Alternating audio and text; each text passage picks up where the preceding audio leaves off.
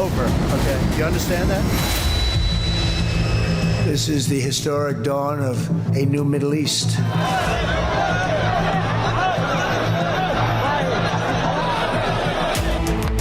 The best day of my life.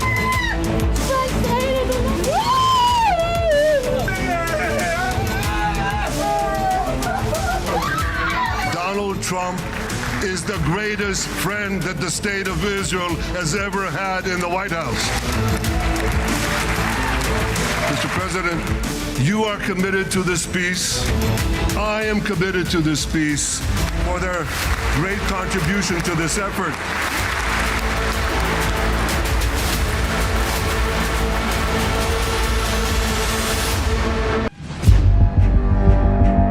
Where darkness hides behind every corner. Where the truth is stranger than fiction. A show that dives deep into the stories which shock and mystify. Unsolved murders. Psychopaths who defy explanation.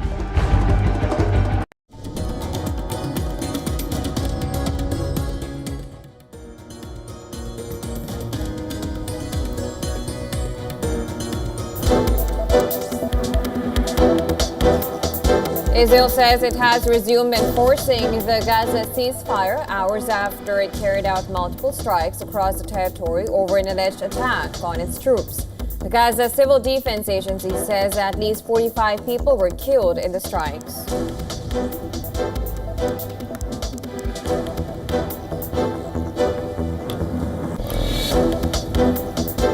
In place? Yeah, yes. Donald Trump says the ceasefire between Israel and Hamas was still in effect. Trump also suggests that Hamas leadership was not involved in any alleged breaches and instead blamed some rebels within the group.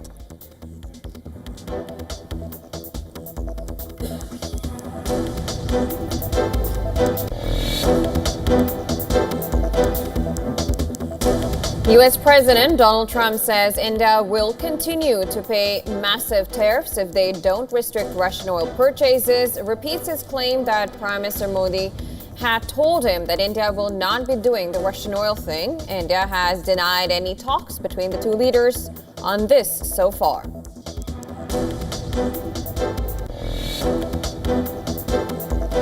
Bolivia elects new president with center-right Senator Rodrigo Paz projected to win a runoff presidential election. His win will end nearly 2 decades of socialist rule in the country.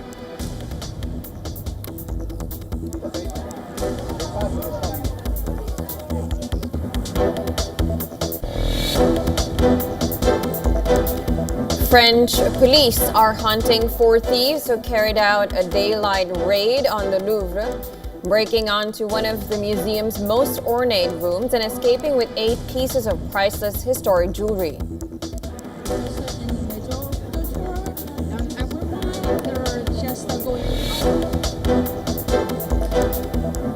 Anti-pollution curbs under GRAP 2 have been invoked for Delhi and surrounding areas as the air quality index plunges to severe levels ahead of Diwali.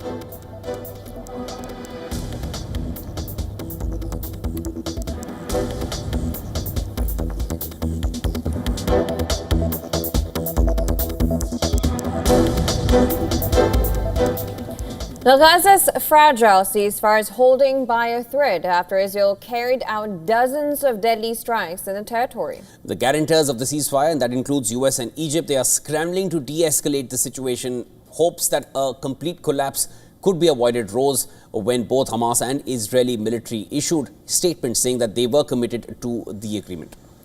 The U.S. President Donald Trump says the ceasefire is still in effect. He also suggested that Hamas leadership was not involved in any alleged breaches and instead blamed some rebels within.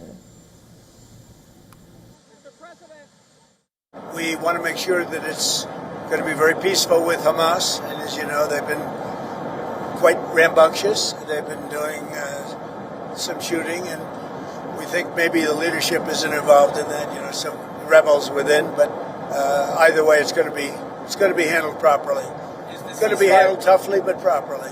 Is the ceasefire still in place? Yeah, it is.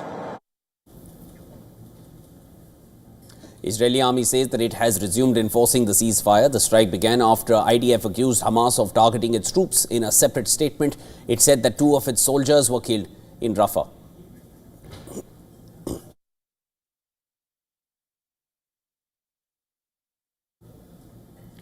Hamas has denied the accusations of ceasefire violation, with one official accusing Israel of fabricating pretexts to resume the war. The Gaza Civil Defense Agency said at least 45 people had been killed in the Israeli strikes. The Israeli Prime Minister stressed in a statement that Hamas has violated the ceasefire. The Israeli side also decided to close all crossings to the Gaza Strip and halt the delivery of humanitarian aid. Media reports say aid delivery will be renewed on Monday morning. Now, the IDF said that the incident happened on Sunday morning, local time, when Hamas militants came out of a tunnel in the Rafah area and launched an anti-tank missile at an IDF vehicle.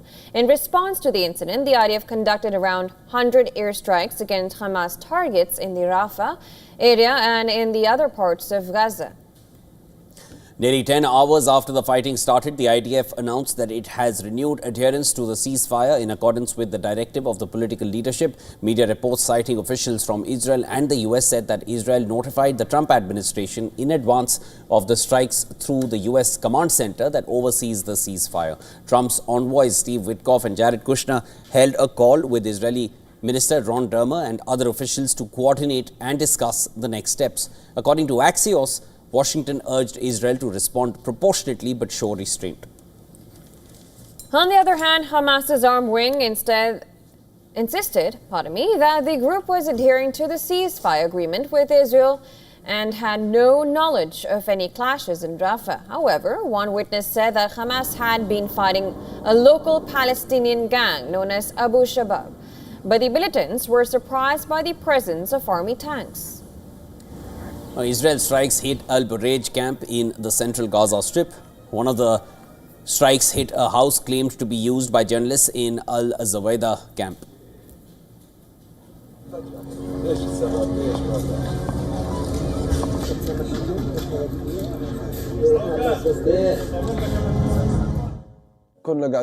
We were sitting here, safe and sound, and as you can see, the place is closed off to us. No one enters or leaves. We are all journalists. No strangers were entering or staying with us. Then the bombing happened right next to us, in the middle of the chalet. Our colleague, the broadcasting engineer, was martyred, and our colleague's child son was also martyred. Now, the Israeli army, meanwhile, released another footage purportedly showing militants approaching its forces operating in Beit Lahiya in the northern Gaza Strip. They were struck after they crossed the yellow line, which marks the territory occupied by the Israeli forces.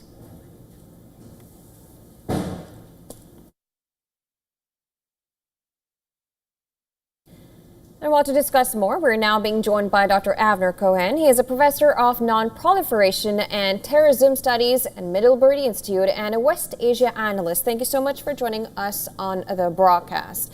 Thank you.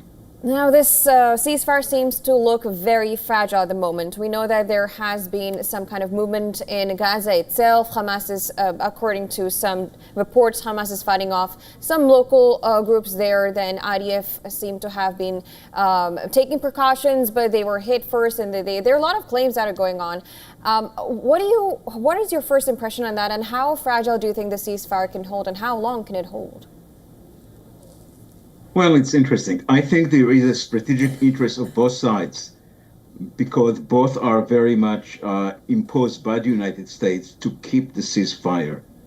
However, I think the situation on the ground is very, very muddy. The line of demarcation, that yellow line, is not well marked, but even worse, there are still a lot of tunnels with Hamas personnel, combat personnel, who is under the Israeli part of that goes from side to side, and they don't actually distinguish over the, with this new artificial yellow lines. So the result is that Israel is trying to continue within its own sphere, that is to say about 50% of the territory, which is in Israeli control of the Strip. They're trying to take various kind of operation, including locking some of those tunnels. Some of those tunnels may have some Hamas personnel in it, so they're trying to save themselves. So the situation is in many places in the north, Bet Leah, Bet Hanun, but also Khan Yunis and Rafah, as happened today. It's very, very muddy on the tactical level. So it's very easy to get into because things are not well marked, and there are certain facilities and certain instruments of Hamas that goes on both sides without keeping the distinction between what's on the west and the east side of this imaginary yellow line. Understood. Dr. Cohen, the blame is being put on a rebel faction operating within Gaza. How many such rebel factions exist in Gaza which are separate from Hamas, and do all of them hold the potential to throw the ceasefire off track? That's a different issue. So there are a number of clans, that is to say, large families with some influence that over the last year or so were armed and were given certain kind of mission. It was their own, but with Israeli support against the Hamas. Some of them now are being left within the area, west of the yellow line, and they're fighting for their survival. They're fighting with the Hamas. Hamas killed some of them. Some of them have moved. So there is this internal clashes. So this is on the top of the fact that so much of it is not fully clear and not fully marked in terms of the yellow line. So there are tactical issues, there is the issue of the various groups, but there is, my understanding, about half a dozen of large families. They include tens, at the largest hundreds of members with some weapons, and they are clashing with the Hamas over influence in local communities. They're all talking about local combat. That being said, do you think that the ceasefire, and we know that the living hostages are back, and it seemed to, of course, the Palestinian prisoners were also released, but do you think that this whole deal is somehow rushed, and a lot of these little things are being overlooked, such as these factions that are there, and how will that impact post-Gaza? Because we know that we're holding on to the ceasefire, but we do not know what role Hamas is going to play after this. Do you think that somehow is being overlooked? And we didn't see any kind of solution in the summit either after that Trump had held before. Yeah, you definitely touch a very, very important point. I think the whole 20 or 21st points of the President Trump was rushed. It was his desire to end the things after the Doha operation. His patience came to an end. It was his first instinct to release the living. And now there are still about 15 or so, maybe tiny more, of still dead bodies within the area. And then, of course, there is a very difficult task to clarify and to set up some kind of instrument, hopefully what it was called in the agreement, International Stabilization Force, force that would be Arabs and others, to establish some kind of law and order and to replace the Hamas.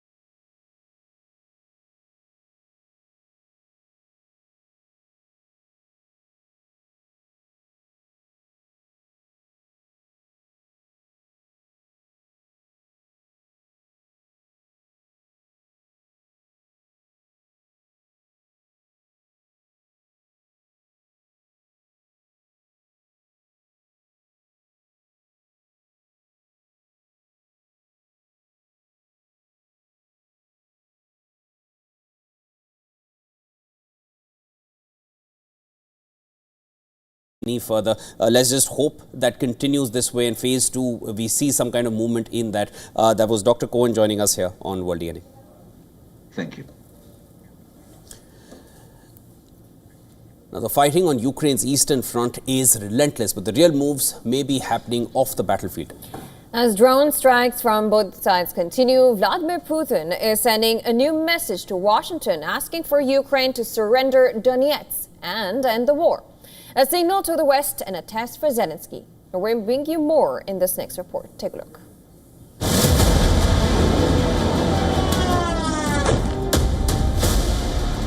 Fierce battles continue to rage along Ukraine's eastern front, with both sides claiming to shoot down dozens of enemy drones and missiles. Russia claims new gains in the strategically critical Donetsk region.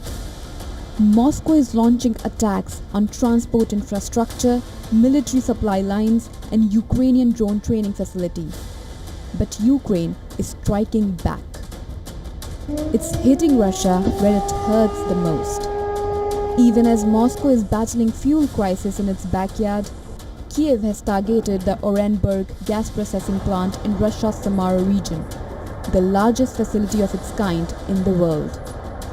Reports say Russia has been forced to suspend its intake of gas from Kazakhstan after the drone attack. As the battle rages on, the diplomatic front is shifting. Behind closed doors, President Vladimir Putin has sent a new condition to end the war. The message has been delivered directly to US President Donald Trump. Surrender Donetsk and Russia will talk peace. Reports suggest Putin told Trump that Russia would only agree to end the war if Ukraine relinquished full control of Donetsk. He hints at a possible withdrawal from parts of Zaporizhia and Kherson in exchange for the total control over Donetsk, a region that has been at the heart of this conflict for over a decade. Controlled in part by Russia and separatist forces since 2014, Donetsk is viewed by Kiev as a crucial defensive line against any advance towards the capital. Putin's demand marks a shift from his earlier territorial ambitions, a sign that Moscow may be signaling its terms for a frontline freeze. Trump has not commented publicly on Putin's demand. However, following a crucial meeting with Ukrainian President Zelensky at the White House, Trump reiterated his hope for a ceasefire. He also seemed more inclined for the two sides to freeze the current front line. In my opinion, they should stop the war immediately. You go by the battle line wherever it is, otherwise it's too complicated. You'll never be able to figure it out. You stop at the battle line and both sides should go home, go to their families, stop the killing, and that should be it. Stop right now at the battle line. I told that to President Zelensky. I told it to President Putin. Russia today controls around 20% of Ukraine's territory, including large parts of Donetsk, Luhansk, Zaporizhia, and Kherson. The war front has remained mostly static for a year, with heavy losses but little movement. Trump's envoy Steve Witkoff reportedly raised the Donetsk issue directly with the Ukrainian side, pointing to its Russian-speaking population, a long-time Kremlin argument. Reports indicate while President Zelensky and other officials have privately acknowledged the likelihood of Russia retaining control of captured territories, they are seeking security guarantees from the US and Europe to prevent further aggression. One of the topics what we discussed with President Trump was about security guarantees. We want United States be a part of security. We count on the leadership of the United States. We spoke about it. I think that President understands that the most difficult questions will be in any kind of negotiations, in any format of negotiation, will be the territory of, it's a pity, but the territory of Ukraine. A Trump-Putin phone call happened just hours before Trump's face-to-face with Zelensky. Trump and Putin are expected to meet soon in Budapest, their first summit since Alaska. For months, the front line has been frozen, and that freeze may now be turning into a negotiation line. Bureau Report, WION World is One.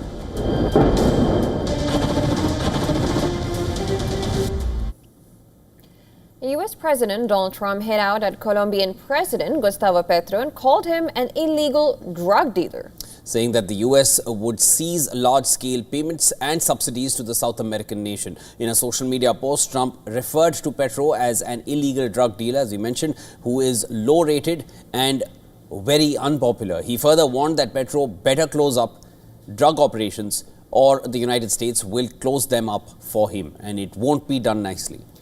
Now, hours later, Defense Secretary Pete Hegseth announced that the latest U.S. strike on vessel that was allegedly carrying substantial amounts of narcotics, he said the vessel was associated with a Colombian rebel group, the National Liberation Army, or ELN, that has been in conflict with Petro's government. Colombian President Petro fired back at Trump. In a post on social media, Petro said that the US president was misled and does not understand the concept of humanity. The Colombian president defended his work to fight narcotics in Colombia and emphasized that promoting peace does not make one a drug trafficker. Now, Colombia is the world's largest exporter of cocaine. Last year, Petro pledged to tame coca-growing regions in Colombia with massive social and military intervention. But the strategy has brought little success so far. In September, Trump designated countries such as Afghanistan, Bolivia, Myanmar, Colombia, and Venezuela among those the U.S. believes to have failed in upholding counter-narcotics agreements during the past year. Relations between Bogota and Washington have frayed since Trump returned to office in January this year. Last month, the United States revoked the Colombian president's visa after he joined a pro-Palestinian demonstration in New York and urged U.S. soldiers to disobey Trump's orders.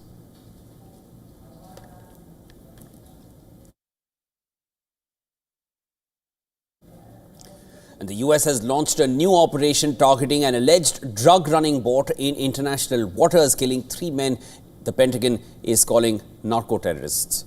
Now, U.S. War Secretary Pete Hegseth announced the strike on Sunday, saying it was carried out on Friday against a vessel linked to Colombia's ELN guerrilla group. The boat, he says, was moving along a well-known narco-trafficking route and was carrying large quantities of narcotics.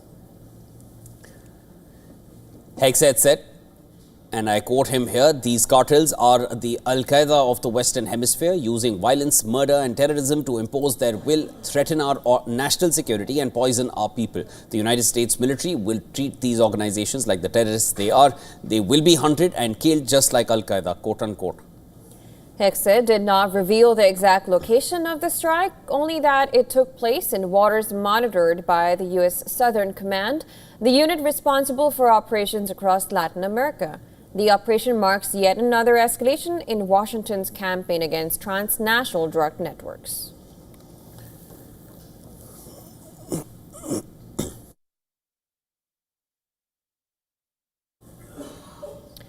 And French police have launched a massive search for thieves who raided the Louvre in daylight. And they escaped with jewels described as priceless. The shocking robbery has brought one of the most famous and most visited museums of the world to a standstill. Investigators say 4 men stormed the gallery that houses France's royal jewels, striking just minutes after the museum opened to visitors. Using a crane, the thieves smashed an upstairs window and forced their way inside. The Louvre was evacuated and remained closed on Sunday.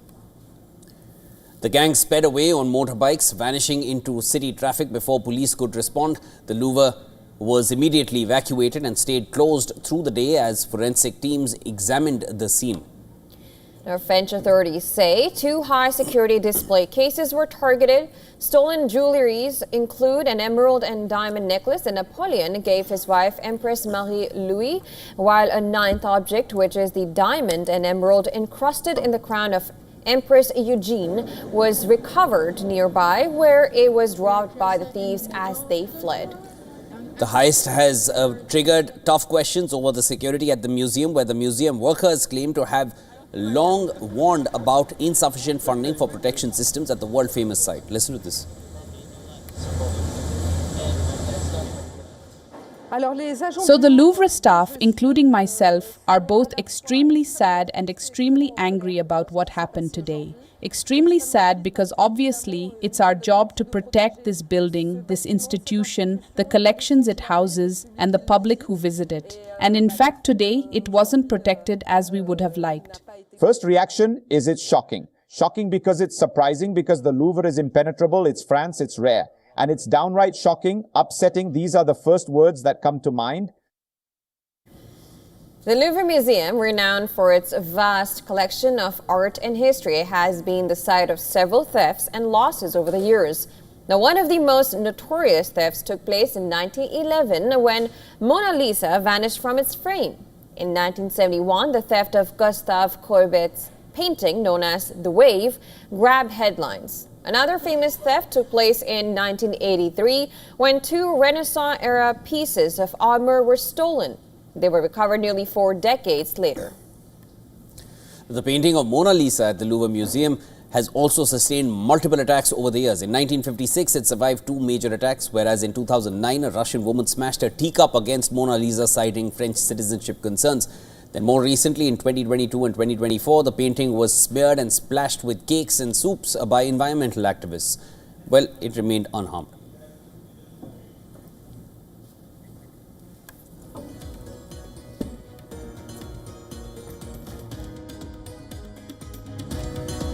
And well, it's now time for a very short break on World in 8. Don't go anywhere. News and updates follow on the other side. We begin with China, that has accused the United States of carrying out a massive cyber attack operation on the National Time Center. We'll get you the latest on that on the other side.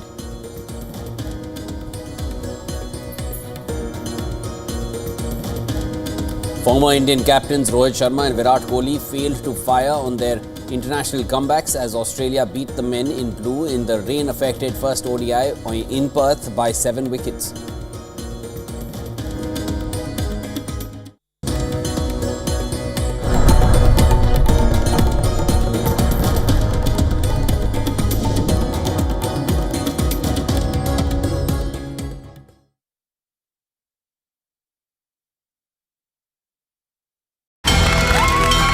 From the bustling trading floors of Wall Street to the vibrant exchanges of Asian stock markets, WION breaks it down for you to make sense of what's happening, as we reveal the key factors behind events, strategic battles, and the game-changing business decisions that shape the world. We bring you all of this and more on World Business Watch.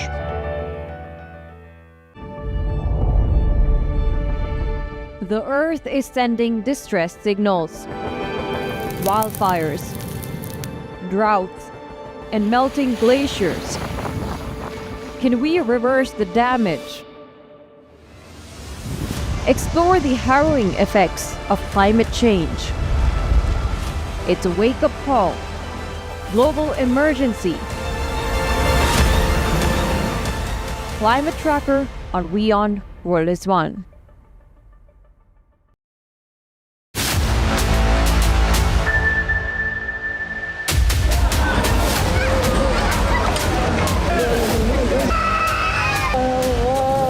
Over. Okay, you understand that? This is the historic dawn of a new Middle East.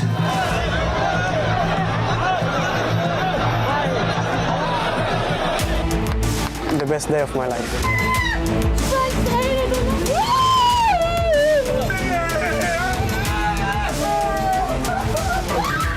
Donald Trump is the greatest friend that the state of Israel has ever had in the White House. Mr. President, you are committed to this peace. I am committed to this peace for their great contribution to this effort.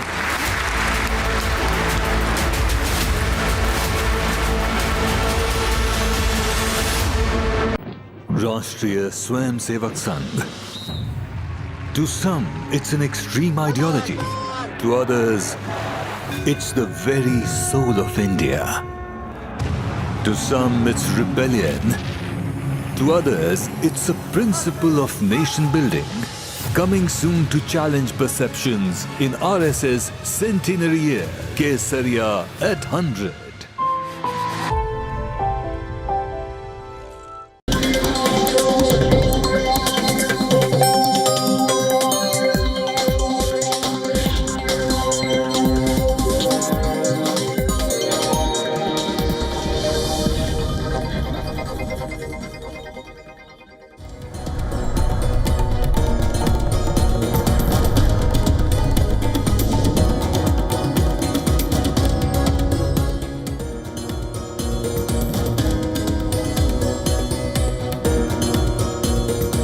Welcome back, viewers. Wishing all our viewers a very happy Diwali. This is World DNA with Jyotsna. I'm Shivan. Let's start with the headlines.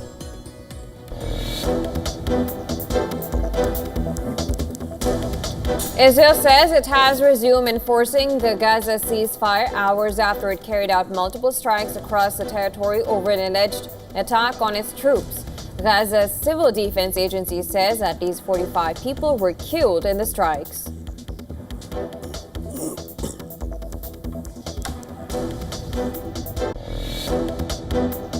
Is the ceasefire still in place? Yeah, it is. US President says the ceasefire between Israel and Hamas was still in effect. Trump also suggests that Hamas leadership was not involved in any alleged breaches and instead blamed some rebels within the group.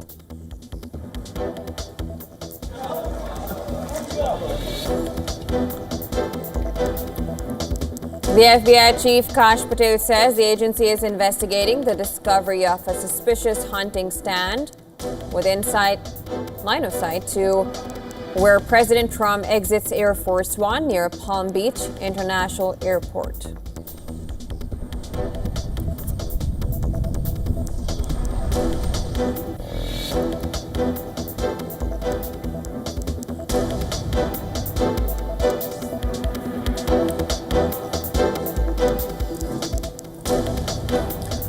US President Donald Trump says India will continue to pay massive tariffs if they don't restrict Russian oil purchases, and repeats his claim that Prime Minister Modi had told him that India will not be doing the Russian oil thing. India has denied any talks between the two leaders on this so far.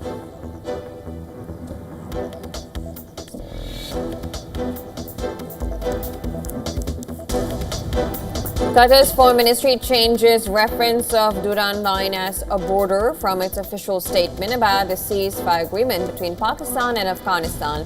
Change was made as Taliban government faced criticism over the term that goes against its official stance.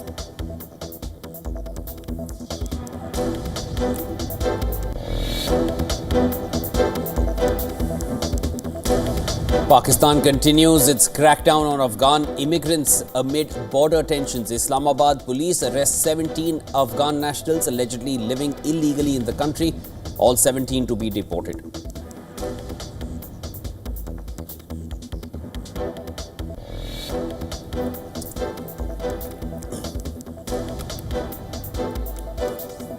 Bolivia elects new president with center-right Senator Rodrigo Paz projected to win a runoff presidential election. His win will end nearly 2 decades of socialist rule in the country.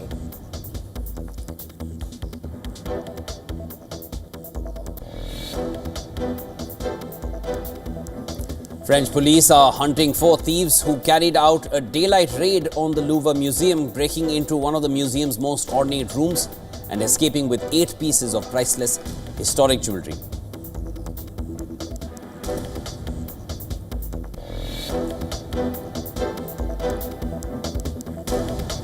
A cargo plane skids off the runway into the sea while landing at Hong Kong International Airport. Local media says 2 people have died.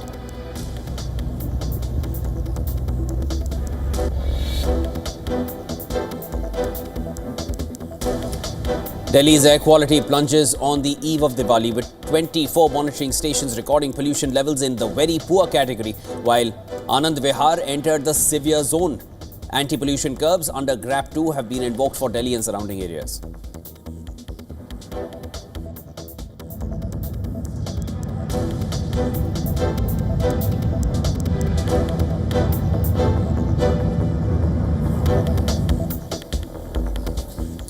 And China has accused the United States of carrying out a massive cyber attack operation on the National Time Center. They've said that they've exploited mobile messaging vulnerabilities to steal critical sensitive data. According to China's Ministry of State Security, U.S.'s National Security Agency allegedly used 42 types of special cyber attack tools, targeted multiple internal network systems, and attempted to infiltrate a key timing system between 2023 and 2024. Chinese authorities claim the attacks could have jeopardized power grids, transport, and even space launches. The National Time Service Center is a research institute under the Chinese Academy of Sciences and is responsible for generating, maintaining and broadcasting standard time across China. The facility is crucial for Beijing as it provides precise timing services to critical sectors including communications, finance, power, transport and defense. The facility also maintains China's atomic time standard and also built the only experiment platform for space ground integrated satellite navigation. Now, Beijing claims it has found evidence tracing stolen data and credentials as far back as 2022, which were used to spy on the facility staff's mobile devices and network systems at the center. Now, the United States is yet to officially comment on the accusations. The developments come amid renewed trade tensions over China's expanded rare earths export controls and the US threatening to further raise tariffs on Chinese goods.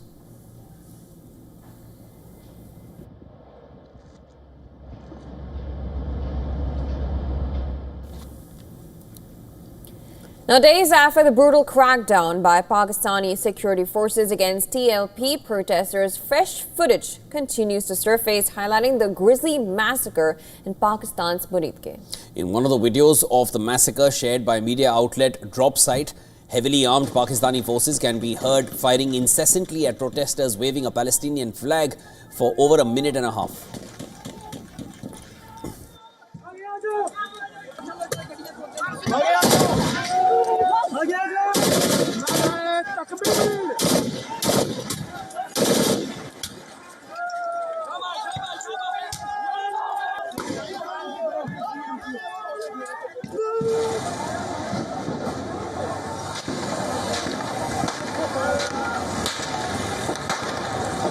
In another video, armored vehicles can be seen chasing TLP protesters and ramming into them, providing further evidence of how the Pakistani security forces hunted and killed protesters in Muridke. According to an official in charge of ambulance services in Muridke, police collected dead bodies of the protesters from the site of the massacre, and it is unclear where these bodies have been kept. This corroborates reports of police withholding bodies from families and pressuring them to hold small funerals. Earlier, thousands of TLP supporters began a protest march against the government. As protesters reached Muridke near Lahore, they were funneled towards a predetermined area. Trapped from both sides, TLP leaders wanted to negotiate a de-escalation, but demands were ignored. The police and a contingent of Pakistan Rangers closed in and started firing, which continued for hours. Even as more details of the massacre trickles in, former Pakistan President Arif Alvi has compared the Muridke massacre to the infamous Jallianwala Bagh massacre in April 1919, where thousands were killed in indiscriminate firing by British troops, calling it a moment of introspection for the rulers in Pakistan. Alvi called on people to ask themselves if they had become truly free.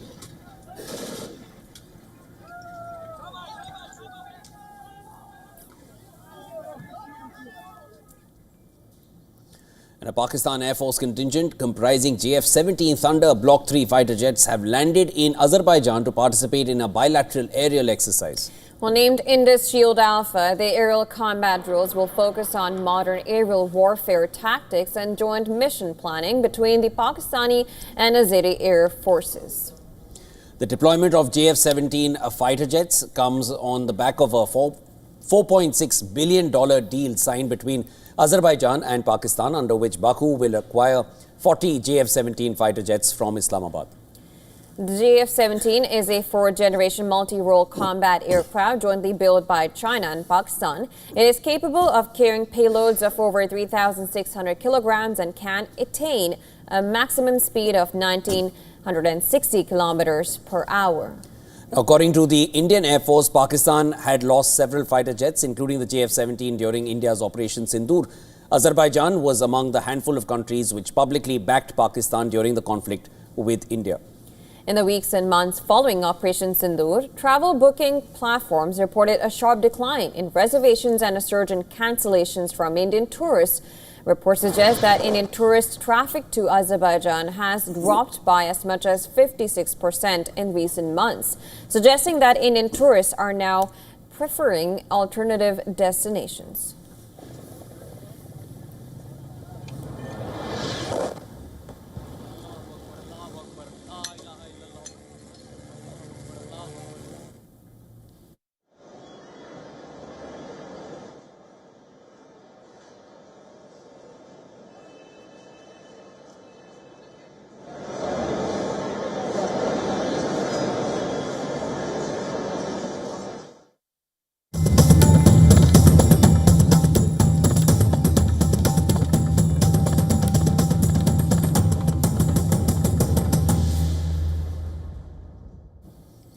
India sparkles as Diwali lights up homes, hearts and skies. From dazzling diyas to breathtaking drone shows, the 5-day festival celebrates the triumph of good over evil. As families unite and traditions unfold, the return of Hindu deity Ram echoes across generations. It's a celebration of light, love and legacy. Now take a look at these visuals to know more.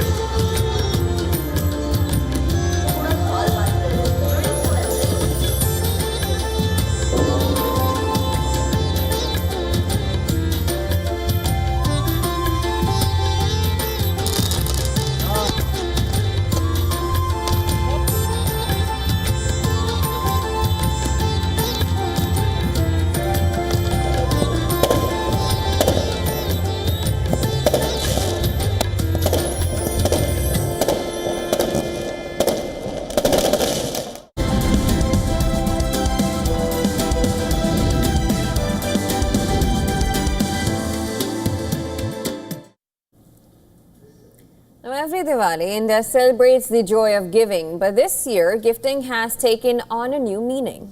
From sustainable hampers to personalized experiences, India's festive choices are changing. Our next report explores the evolving trends in India's gifting market. Take a look. Every Diwali, India lights up not just with lamps, but with the joy of giving. The simple tradition of exchanging sweets and silver coins has transformed into a vibrant gifting culture that mirrors changing lifestyles. Gifting today is no longer about formality, it's about thoughtfulness. Consumers want presents that feel personal, meaningful and aligned with their values. From handcrafted hampers to sustainable packaging and curated assortments, Diwali gifting has become an expression of individuality and care. Season we are really doing well with the candle stands and serving platters. People are really excited to serve in a very good manner. Chocolates and luxury sweets bring a creative twist to the familiar mithai box.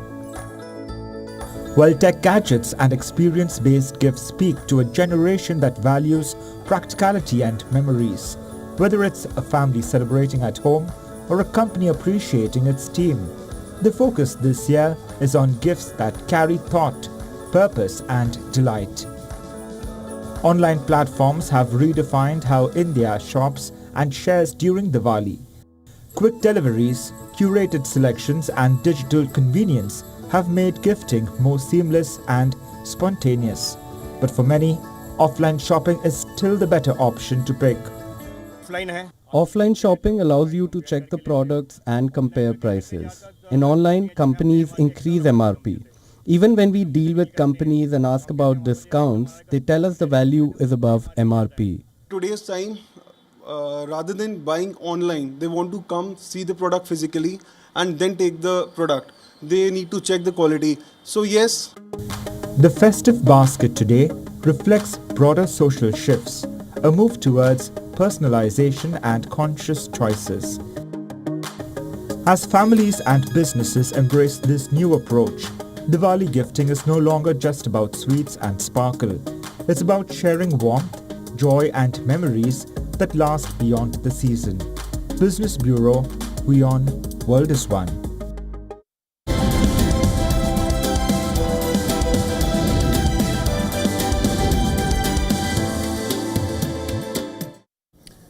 But it was not the pre-Diwali Indian cricket fans were hoping for. Former captains Rohit Sharma, Virat Kohli failed to fire on their international comebacks.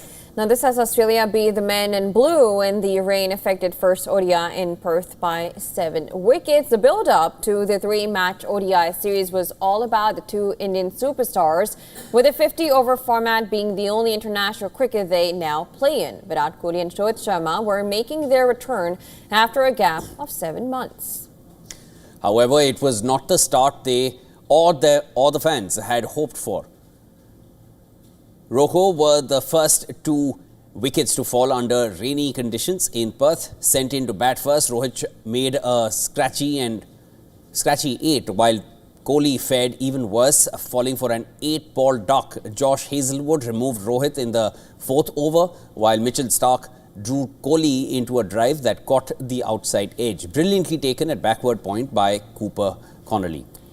A newly minted ODI captain Shubham Gill too fell cheaply as India slipped to 25 for 3 inside 9 overs. Multiple rain delays reduced the match to a 26-over aside game. But apart from Axar Patel's 38-ball 31 and KL Rahul's 31-ball 38, none of the Indian batters crossed the 20-run mark.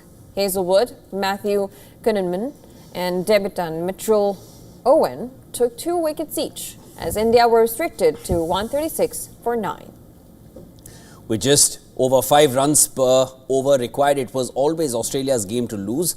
They got a scare when Arshdeep Singh removed Travis Head for 8 in the 2nd over, but captain Mitchell Marsh made sure the Aussies remained in control. He kept the scoreboard ticking and was ably supported by Josh Phillip, who made 37 off 29 balls. Marsh remained not out on 46, while another Aussie debutant, Matthew Renshaw, made an unbeaten 21 as the ODI world champions got home in 21.1 overs. The teams now head to Ahmedabad, where India must win to keep the series alive.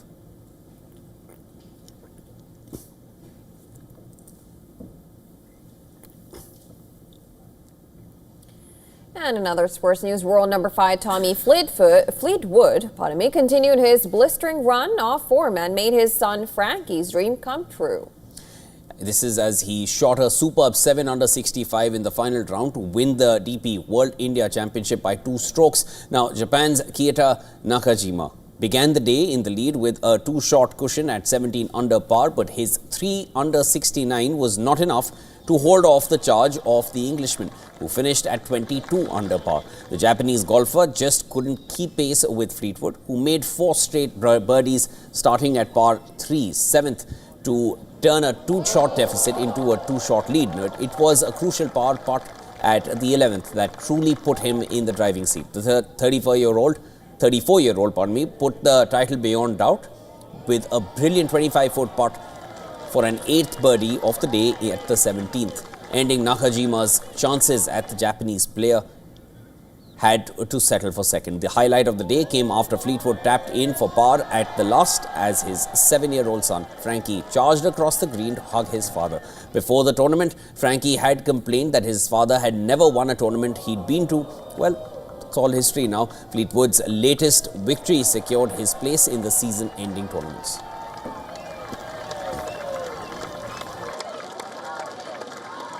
Well, so we were at home last week and we were driving the buggy. I think we were playing golf together, and he just said randomly, he said, "Hey, do you know what you've never done?" So you've never won a tournament, and then I've been able to run onto the 18th green. And I was like, I'm writing that down. So I had that written down all week. Like I say, it's just another opportunity, really. There's going to be many more times where I hopefully get the chance to do that. But that was like all day today. Had in my mind, could I put myself in a position where I can actually make that moment happen? So it's just one of those little things. It means a lot to me. Like, it means so much to me. And that was really cool. That's what I wanted to do all day.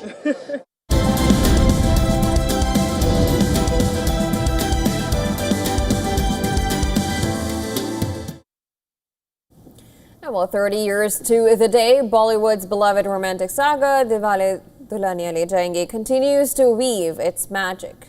Well, it celebrates an unprecedented 3-decade-long daily run at the Maratha Mandir Cinema in Mumbai. Since its debut on the 20th of October 1995, the film, which is now a cultural landmark, has redefined the landscape of modern Indian romance and cemented its place as one of the most significant movies in Hindi cinema history. Known simply by its acronym DDLJ, it tells the story of Raj and Simran, two young Indians who fall in love on a trip across Europe before Raj must win over Simran's conservative traditional family back in India. Now, the film, directed by Aditya Chopra, masterfully blended the modernity of Western settings with deeply traditional Indian values, striking a chord with a rapidly globalizing yet culturally rooted audience. Now, for the film's lead, Shah Rukh Khan, DDLJ was a career-defining moment that launched him into superstardom and bestowed upon him the mantle of the king of romance. Prior to DDLJ, Khan was recognized for his intense, often anti-hero roles in films like Bazigar and Dar. His portrayal of the charming, playful, yet ultimately honorable and persistent Raj Malhotra fundamentally transformed his screen persona. Raj became the aspirational romantic hero for a generation, a man who respected tradition while pursuing his love with undeniable passion. The film's immense success and enduring popularity solidified his image as Bollywood's leading man, setting the trajectory for his unparalleled career in romantic cinema. The film's continuous screening at the Maratha Mandir is a phenomenon unmatched in global cinema. DDLJ's influence stretches far beyond the cinema halls. Well, its famous dialogues, iconic songs, picturesque European locales have been spoofed, referenced, and even celebrated across media for decades. Furthermore, the movie is credited with influencing how romance was depicted in subsequent Bollywood films, establishing the formula of meeting in a foreign land only to bring the love story back to the heart of an Indian family setting. Fans who affectionately know scenes and dialogues by heart continue to flock to the Maratha Mandir as the clock strikes 30 years for this cinematic marvel. DDLJ remains a poignant reminder that some love stories, both on and off screen, are just truly timeless.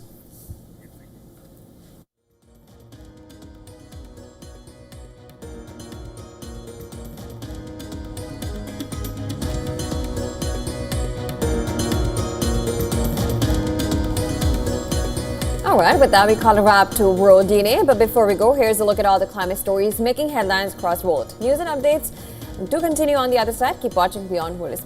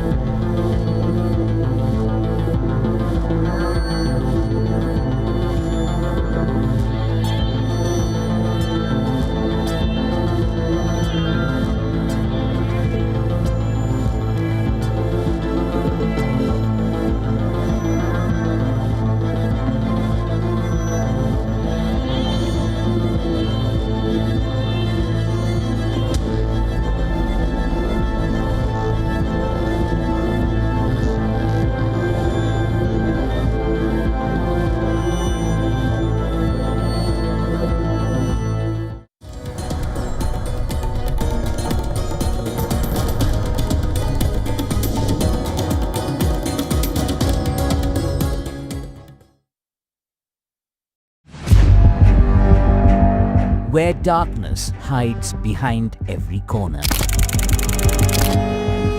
where the truth is stranger than fiction. A show that dives deep into the stories which shock and mystify. Unsolved murders, psychopaths who defy explanation, international war crimes, and millions swindled in financial fraud. The victims, the accused, and the sinister plot. Prime Crime is your front row seat to darkness.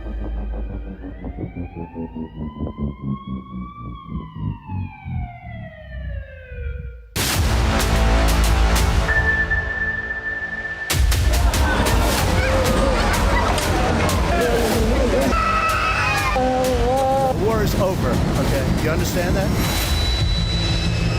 This is the historic dawn of a new Middle East.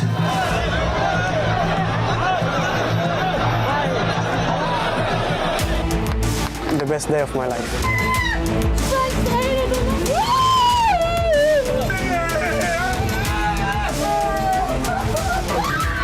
Donald Trump is the greatest friend that the state of Israel has ever had in the White House. Mr. President, you are committed to this peace. I am committed to this peace for their great contribution to this effort.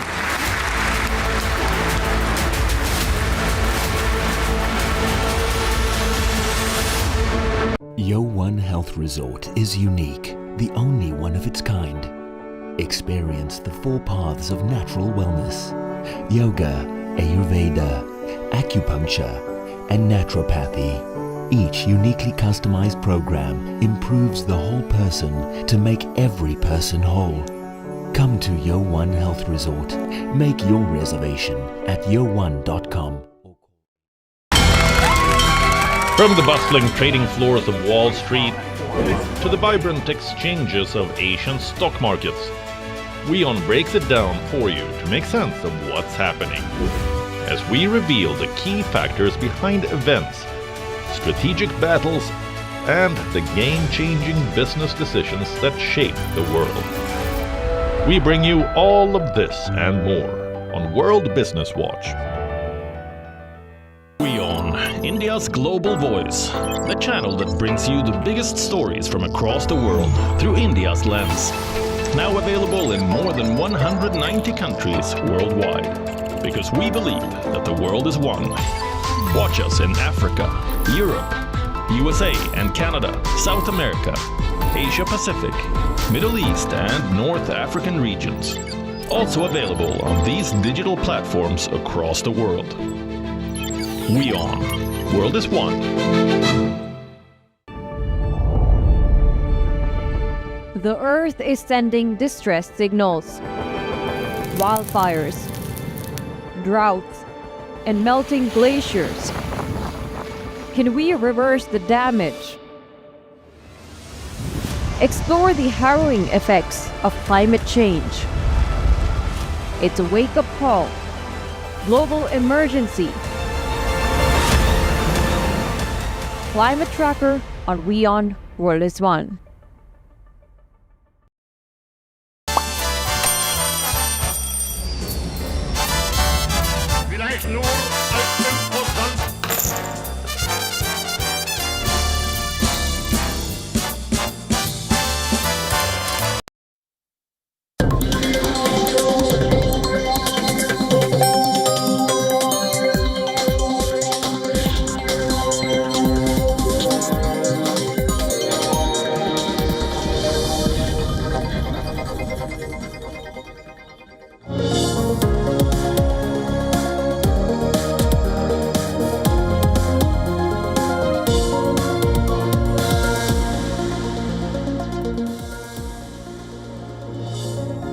Hello and welcome back. You're watching WION World this month. Thanks for staying with us, and this is Speed News. Let's begin.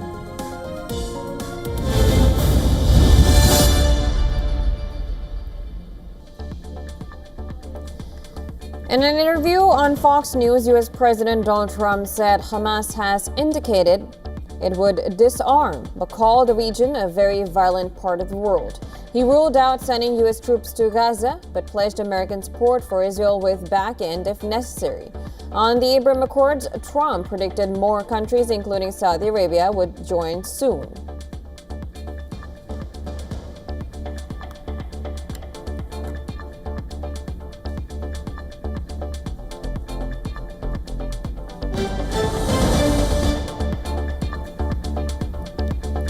U.S. Vice President J.D. Vance has said that Gulf Arab states must play a key role in enforcing security and disarming Hamas if a Gaza ceasefire is to hold.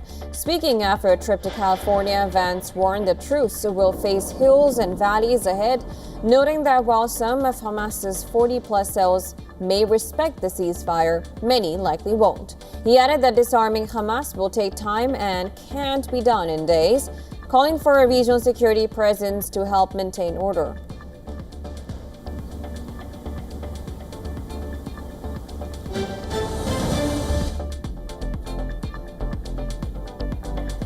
The U.S. has launched another strike on a suspected drug-running vessel, this time targeting a boat linked to Colombian leftist rebels.